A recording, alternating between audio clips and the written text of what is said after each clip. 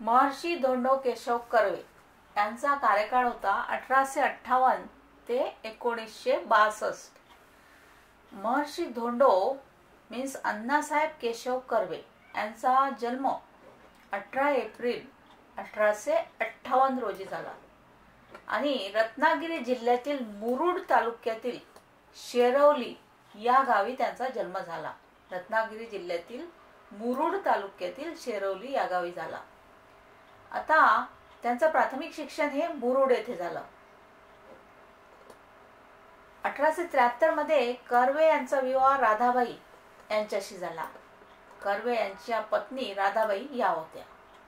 1876 मध्ये कर्वेंनी इयत्ता 6वी ची परीक्षा देण्यासाठी कुंभार्ली घाटातून 125 मैलांचे अंतर पार केले. कुंभार्ली घाटातून 125 मैलांचे अंतर त्यांनी पार केले. त्यानंतर त्यांनी 1881 मध्ये मॅट्रिकची परीक्षा उत्तीर्ण केली.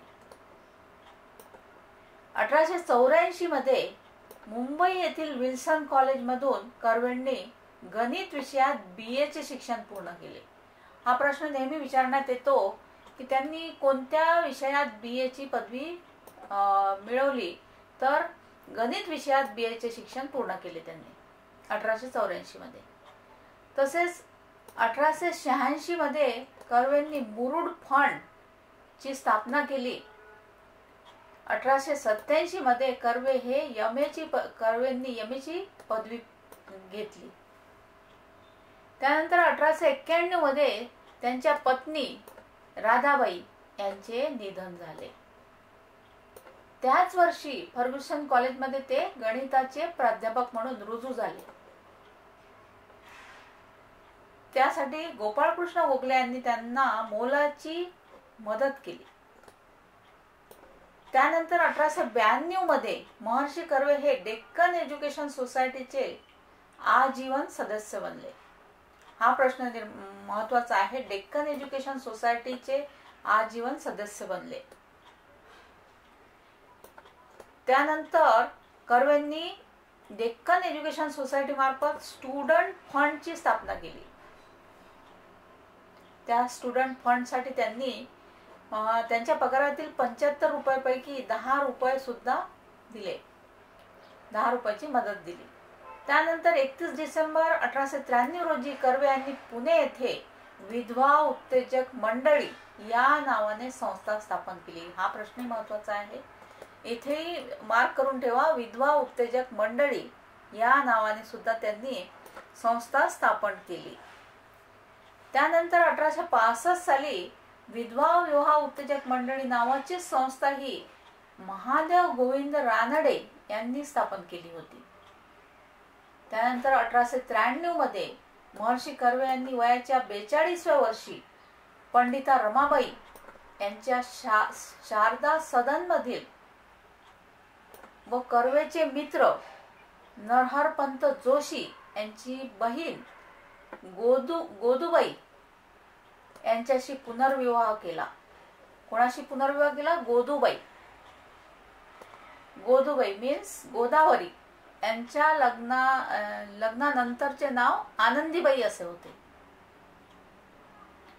त्यानंतर 14 जून 1896 रोजी पुण्यातील सदाशिव पेठ येथे महर्षी कर्वे यांनी अनाथ बालिकाश्रम ही संस्था स्थापन केली. अनाथ बालिकाश्रम ही संस्था लक्षात ठेवा. त्यानंतर प्रत्यक्ष कार्यास सुरुवात 1 जानेवारी 1899 रोजी सुरू झाली. त्यानंतर प्लेगच्या साथीमुळे ही संस्था पुण्यातून हिंगणे येथे स्थलांतरित करण्यात आली. या संस्थेसाठी गोविंद गणेश जोशी यांनी त्यांची हिंगणे येथील 6 एकर जमीन म्हणून दान केली. त्यानंतर 1907 मध्ये महर्षी कर्वे यांनी हिंगणे येथे महिला विद्यालय स्थापन केले. महिला विद्यालय हे हिंगणे येथे 1907 मध्ये स्थापन केले. त्यानंतर 1910 मध्ये महर्षी कर्वे यांनी लोकसेवेसाठी तन मन धन अर्पण करणारे कार्यकर्ते निर्माण करण्याच्या उद्देशाने निष्काम कर्ममठ ही संस्था स्थापन केली. हा संस्था लक्षात ठेवा, पेपरमध्ये नेहमी विचारण्यात येतात. महिला विद्यालय, अनाथ बालिकाश्रम, निष्काम कर्ममठ हे लक्षात ठेवा. त्यानंतर 1915 मध्ये पुणे येथे पार पडलेल्या सामाजिक परिषदेचे अध्यक्षपद कर्वे यांनी भूषविले. कोणत्या परिषदेचे? सामाजिक परिषदेचे अध्यक्षपद कर्वे यांनी भूषविले. नंतर 1915 मध्ये कर्वेच्या वाचनामध्ये जपान वुमेन्स युनिव्हर्सिटी हे पुस्तक आले. या पुस्तकातून प्रेरणा घेऊन महर्षी कर्वे यांनी 3 जून 1916 रोजी भारतातील पहिले महिला विद्यापीठ स्थापन केले. भारतातील पहिले महिला विद्यापीठ, लक्षात ठेवा, हा प्रश्न सुद्धा विचारतात. भारतातील पहिले महिला विद्यापीठ स्थापन केले. या विद्यापीठाचे नामकरण प्रथम भारतवर्षीय महिला विद्यापीठ असे करण्यात आले. या विद्यापीठाचे पहिले प्राचार्य राघव भांडारकर हे होते. हा प्रश्न सुद्धा विचारतात. पहिले प्राचार्य कोण होते? तर राघव भांडारकर हे होते. या विद्यापीठामध्ये महिलांसाठी प्रपंचशास्त्र, आरोग्यशास्त्र, पाककला, चित्रकला व गायन कला इत्यादी विषय शिकविले जात असत. हा सुद्धा प्रश्न विचारण्यात येतो आपल्या MCQ मध्ये की कोणते विषय शिकवल्या जात. तर हे लक्षात ठेवा, प्रपंचशास्त्र, आरोग्यशास्त्र, पाककला, चित्रकला, गायन कला इत्यादी विषय शिकविले जात असत. हे तुम्हाला ऑप्शन मध्ये विचारण्यात येते. नेक्स्ट आहे 1920 मध्ये सर विठ्ठल ठाकरसी यांनी त्यांच्या आई श्रीमती नाथीबाई दामोदर ठाकरसी यांच्या स्मरणार्थ कर्वेच्या विद्यापीठास 15 लाख रुपये देणगी दिली आणि त्या विद्यापीठाचे नामकरण श्रीमती नाथीबाई दामोदर ठाकरसी महिला विद्यापीठ मीन्स SNDT महिला विद्यापीठ असे करण्यात आले. त्यानंतर 1949च्या विद्यापीठ अनुदान कायद्यानुसार या विद्यापीठाचा दर्जा देण्यात आला 1949 मध्ये. त्यानंतर 1936 मध्ये कर्वेंनी महाराष्ट्र ग्राम प्राथमिक शिक्षण मंडळ या संस्थेची स्थापना केली. त्यानंतर 1 जानेवारी 1944 रोजी जातीभेद व अस्पृश्यता निर्मूलनासाठी महर्षी कर्वे यांनी समता मंच या संस्थेची स्थापना केली. याद्वारे मानवी समता हे मासिक कर्वेंनी सुरू केले. हे मासिक लक्षात ठेवा, मानवी समता आणि समता मंच हे मासिक सुरू केले कर्वेंनी. 1948 मध्ये समाजातील जातीभेद दूर करण्यासाठी त्यांनी जाती निर्मूलन संस्था स्थापन केली. ही संस्था सुद्धा लक्षात ठेवा, जाती निर्मूलन संस्था.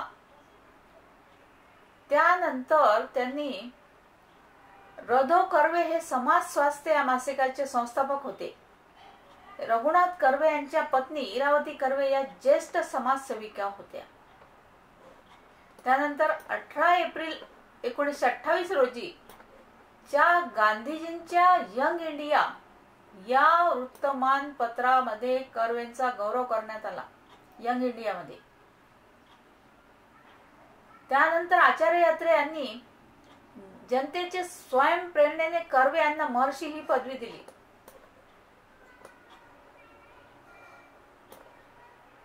आचार्य अत्रे यांनी कर्वेचा गौरव करण्यात आला. त्यानंतर अण्णासाहेब कर्वे म्हणजे महाराष्ट्रातील एक चमत्कार आहेत असे उद्गार आचार्य अत्रे यांनी काढले आणि जनतेने स्वयंप्रेरणेने कर्वे यांना महर्षी पदवी दिली. जनतेने त्यांना महर्षी पदवी दिली, हे लक्षात ठेवा.